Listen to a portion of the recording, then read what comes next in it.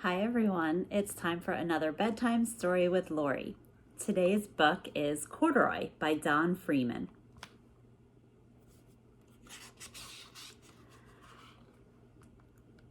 Corduroy is a bear who once lived in the toy department of a big store. Day after day, he waited with all the other animals and dolls for somebody to come along and take him home.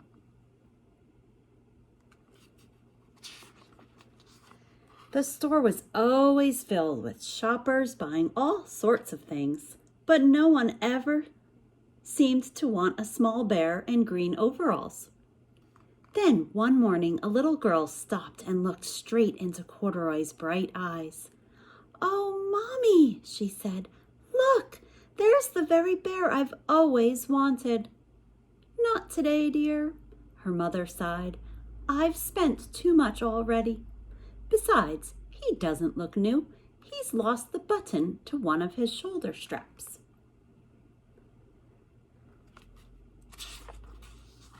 Corduroy watched them sadly as they walked away. "I didn't know I'd lost a button," he said to himself. "Tonight I'll go and see if I can find it."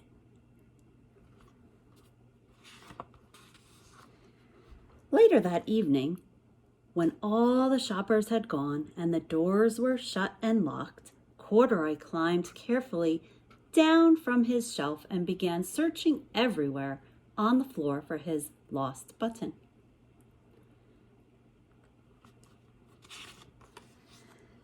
Suddenly, he felt the floor moving under him. Quite by accident, he had stepped onto an escalator, and up he went. Could this be a mountain? He wondered. I think I've always wanted to climb a mountain.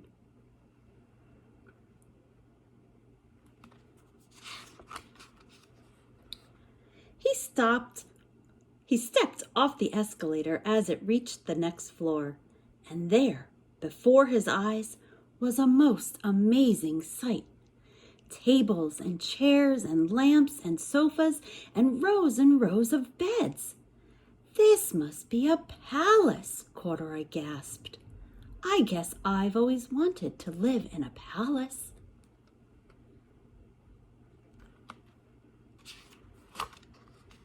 He wandered around admiring the furniture. "This must be a bed," he said. "I've always wanted to sleep in a bed." And up he crawled onto a large, thick mattress. All at once, he saw something small and round. "Why, here's my button," he cried.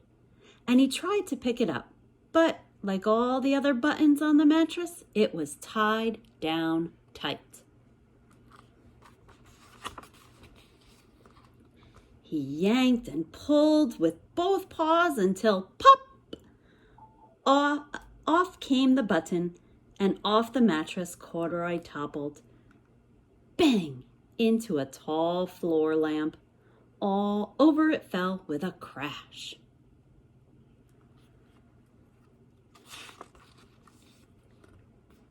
Corduroy didn't know it, but there was someone else awake in the store.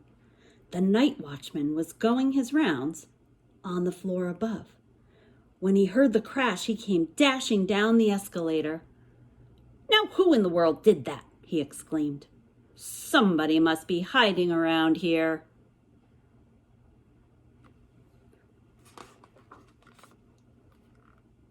He flashed his light under and over sofas and beds until he came to the biggest bed of all. And there he saw two fuzzy brown ears sticking up from under the cover. "Hello," he said. "How did you get upstairs?"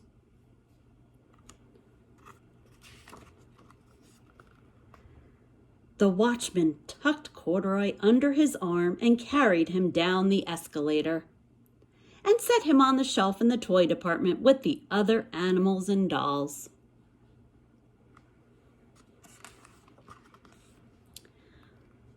Corduroy was just waking up when the first customers came into the store in the morning, and there, Looking at him with a wide, warm smile was the same little girl he'd seen only the day before.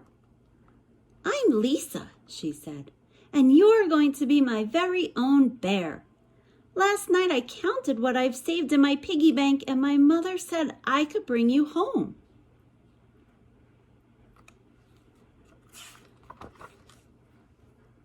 "Shall I put him in a box for you?" the saleslady asked. "Oh, no, thank you," said Lisa. Lisa answered, and she carried Corduroy home in her arms. She ran all the way up 4 flights of stairs into her family's apartment and straight to her own room. Corduroy blinked. There was a chair and a chest of drawers, and alongside a girl-sized bed stood a little bed just the right size for him. The room was small, nothing like that enormous palace in the department store. "This must be home," he said. "I know I've always wanted a home." Lisa sat down with Corduroy on her lap and began to sew a button on his overalls. "I like you the way you are," she said, "but you'll be more comfortable with your shoulder strap fastened." "You must be a friend," said Corduroy. "I've always wanted a friend." "Me too," said Lisa, and gave him a big hug. And that is the end of that story. Thanks for joining me. See you next time.